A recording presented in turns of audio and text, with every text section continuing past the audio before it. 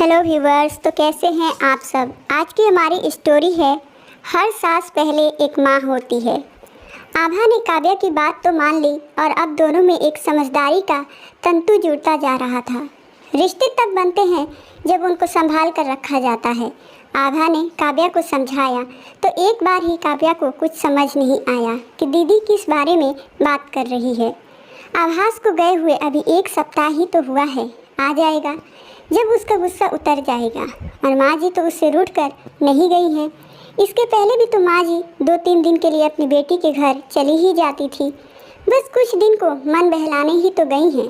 देखती हूँ उनकी लाडली बेटी कब तक अपनी माँ को अपने घर में रखती है। 2 दिन में सबकी अक्ल ठिकाने लग जाएगी। सोचकर काव्या ने टीवी ऑन कर लिया, पर मन में बार बार आभा की बातें घूम रही थी कि इस बार माँ जी को काव्या के व्यवहार से बहुत तकलीफ हुई है। वह अब कभी काव्या के पास नहीं जाना चाहेंगी, ना आई मेरी बला से। काव्या ने सोचा, फिर अपने लिए एक कप चाय बनाकर बालकनी में टहलने चली आई थी और बाहर पार्क की तरफ देखने लगी थी। देखते देखते वह जैसे अपनी गलती का मूल्यांकन करने बैठ गई। शादी के बाद जब वह आभास के साथ कुछ दिन ससुराल में रहकर नवी मुंबई आई थी, तब यह छोटा सा फ्लैट और यह बालकनी उसे किसी स्वर्ग से कम नहीं लगा था। उसका ससुराल उत्तर प्रदेश के एक गांव समरपुर में था और मायका सीतापुर में।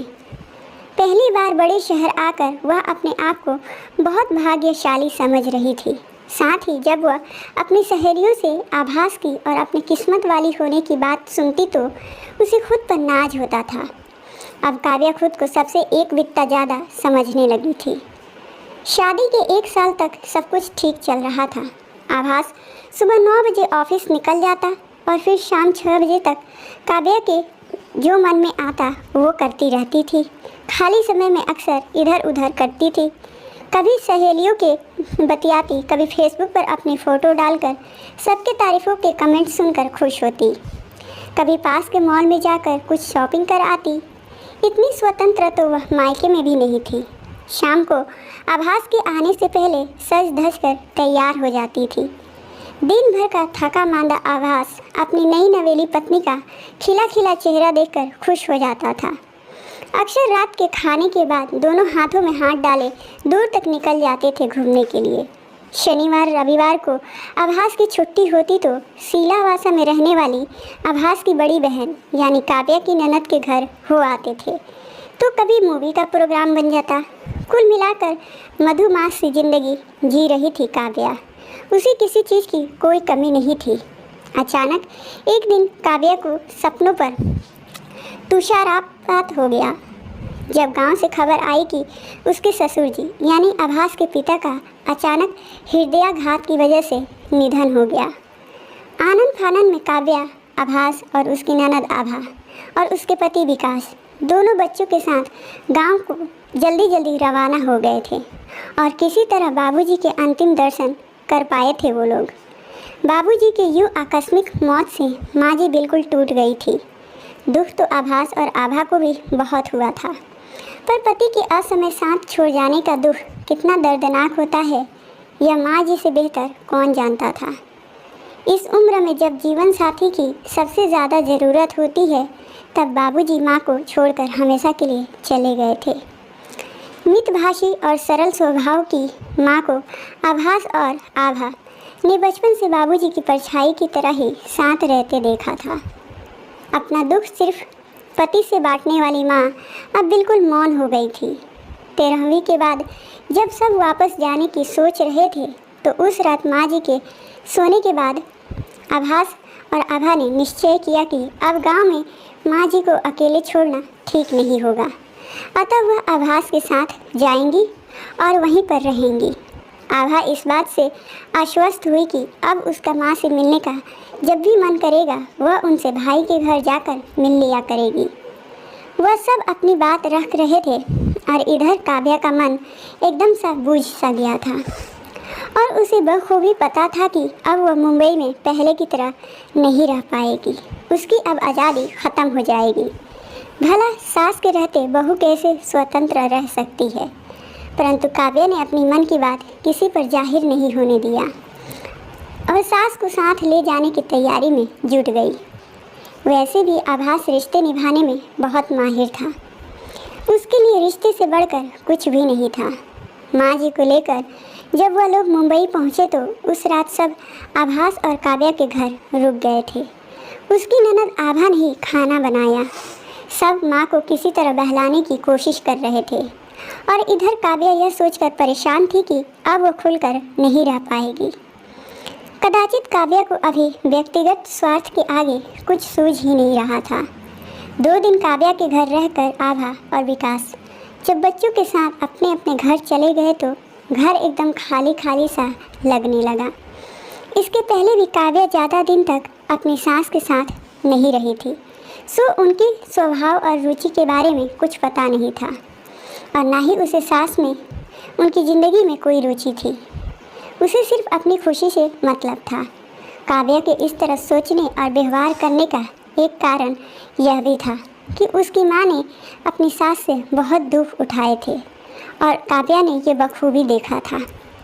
जब दादी माँ को बहुत सताती और काव्या अपनी माँ को चुपचाप रोते और सहते हुए देखती, तभी से उसके मन में यह बात बैठ चुकी थी कि सास अच्छी नहीं होती। काव्या ने सोच लिया था कि वह कम से कम अपनी सास को खुद पर हावी नहीं होने देगी। इसीलिए शुरू दिन से ही सास से दुर्व्यवहार करना, पलटकर जवाब देना और उनसे एक दूरी बनाकर रखना उसने शुरू कर दिया था, ताकि माँ जी अपनी हद में रहे और काव्या अपने मन की कर सके। शुरू में तो आभास को पता नहीं चला, पर कुछ ही दिनों में वह नोटिस करने लगा था कि काव्या माँ के पास ज़्यादा देर तक बैठती नहीं है और बस अपने काम से काम रखती है। पहले उसने इशारों से फिर बोलकर काव्या को समझाने की कोशिश की, फिर डायरेक्ट कहने लगा कि उसे थोड़ा वक्त माँ जी के साथ बिताना चाहिए। बाबूजी के जाने के बाद वह कितनी अकेली हो गई है, पर काव्या सुनकर भी अनसुना कर देती। माँ जी दिन भर चुपचाप अपने कमरे में पड़ी रहती। शाम को जब आभास आ जाता तब उन्हीं के पास बैठता। तब से रात सोने से पहले माँ के आसपास ही रहता, जो काव्या को एकदम पसंद नहीं आता था। जितना आभास अपनी से अच्छा व्यवहार करता, काव्या उतना ही उनके साथ रूखा बर्ताव करती जाती। रात को जब आभास उसके पास आता तो ताना कसती कि अभी मेरे पास क्यों आए हो, माँ के पास ही रहो। तो आलोक समझाता, देखो काव्या, बाबूजी के जाने के बाद माँ नितांत बहुत अकेली हो गई है। माँ जी को बाबूजी की कमी बहुत ज़्यादा खलती है। वो अकेली अकेली रह करके पागल सी हो जाएंगी। तुम्हारा यूँ नाराज़ होना ठीक नहीं। तो काव्या खींच कर कहती, अगर जानती तुम बदल जाओगे तो तुमसे शादी ही नहीं करती। तुम्हें तो सिर्फ अपनी माँ से मतलब है, मैं तो जैसे कुछ हूँ ही नहीं तुम्हारे लिए। आभास को समझ नहीं आता कि वह काव्या को कैसे समझाए। उस दिन आभा भी आई हुई थी। माँ जी उसके और बच्चों के आने से बहुत ज़्यादा खुश थी। सभी आभा ने उनसे कहा, मैं तो थोड़ी देर में चली जाऊंगी काव्या। पीछे से माँ एकदम अकेली पड़ जाएगी काव्या, तुम थोड़ा इनसे बातचीत करते रहो और थोड़ा माँ का ख्याल रखा करो काव्या। बस दिनों से खुद को रोकते रोकते काव्या फट पड़ी। बाबूजी के बाद यह सब नाटक चल रहा है, मेरी तो ज़िंदगी बर्बाद हो गई है एकदम से। आभास भी दिन भर माँ माँ माँ का ही रट लगाए रहते हैं। ऐसा लगता है माँ जी नहीं, मैं विधवा हुई हूँ। आप दोनों को मुझसे इतनी शिकायत है तो माँ जी को ले जाइए अपने साथ। बस इस बात ने आग में घी का काम किया और आभा माँ जी को लेकर जाने लगी तो हाथ में आभास भी चल दिया था। उसके जाने के 2-3 दिन तो काव्या तनी रही, पर अब उसे धीरे धीरे अपनी गलती का एहसास होने लगा था। उसने 2-1 बार फ़ोन भी किया, पर आभास ने ना उसके फ़ोन का जवाब दिया और ना ही उसे पलट कर फ़ोन किया। रात भर काव्या सोचती रही तो कुछ तो परिस्थितियों का और बहुत हद तक अपनी गलती नज़र आई। अगले दिन वह एक निश्चय के साथ उठी और सिलावासा निकल पड़ी और वहाँ जाकर सबसे पहले माँ जी से उसने माफ़ी मांगी और कहा, माँ जी आज के बाद फिर ऐसा कभी कुछ नहीं होगा। और फिर उसके बाद फिर आभा और आभास से माफ़ी मांगकर उन्हें मनाकर घर ले आई। काव्या के सरल हृदय सीधे सच्चे ससुराल वाले ने लोगों ने बड़े प्यार से अपनाया था। अब काव्या की बारी थी इस परिवार को अपनाने की। अब काव्या समझ चुकी थी कि कोई ज़रूरी नहीं कि अगर उसकी माँ को ससुराल अच्छा नहीं मिला तो कोई ज़रूरी नहीं है कि उस अनुभव को अपने जीवन में उतार कर अपना जीवन भी वो खराब कर ले। माँ जी को घर लाकर काव्या को बहुत अच्छा लग रहा था। माँ जी ने उसे प्यार से दुलारते हुए कहा, बहुत अच्छा किया बेटा जो तू मुझे अपने घर ले आई। वहाँ बेटी दामाद के घर पर कब तक पड़ी रहती। एक संकोच एक लिहाज तो होता ही है। माँ जी की बात सुनकर काव्या बहुत भावुक हो गई और भावुक होकर बोली, माँ जी ये घर आपका है, हम आपके घर में रहते हैं। अभी आपके घर में मैं रहती हूँ। सही कह रही है काव्या, हम सब आपके हैं। माँ बोलते हुए आभास ने कमरे में प्रवेश किया।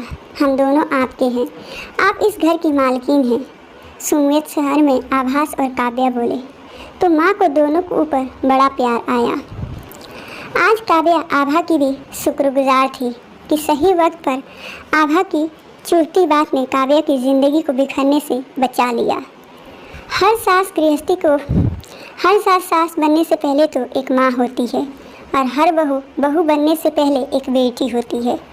बस सास बहू में भी अगर माँ बेटी जैसा रिश्ता बन जाए